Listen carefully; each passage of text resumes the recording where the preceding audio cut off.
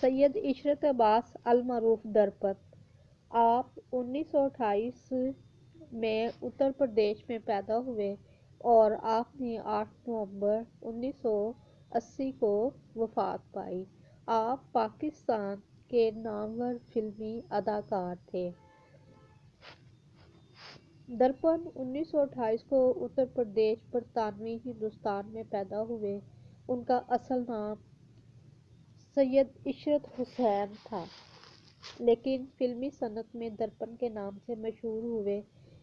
انہوں نے اپنی فلمی زندگی کا آغاز ہدایت کار حیدر شاہ کی فلم امانت سے کیا، جو 21 دسمبر 1950 کو نمائش پذیر ہوئی تھی۔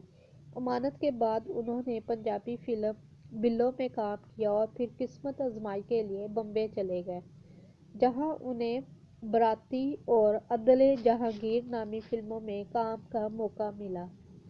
کیریئر کا دوبارہ آغاز کیا۔ 1959 میں انہوں نے ایک فلم ساتھی بنائی، جس میں ان کے ساتھ نیلو، آغا تالیش، حسنہ اور نذیر نے کام کیا۔ یہ فلم بہت مقبول ہوئی اور اسی سے درپد کی کامیابیوں کا باقاعدہ آغاز ہوا۔ جن فلموں نے ان کے کیریئر کو بڑا استحکام بخشا، ان میں رات کی راہی، سہیلی، انسان بدلتا ہے، دلہن، باجی، ایک تیرا سہارا، شکوہ، آنچل، نائلہ اور پائل کی جھنکار کے نام سرِ فہرست ہیں۔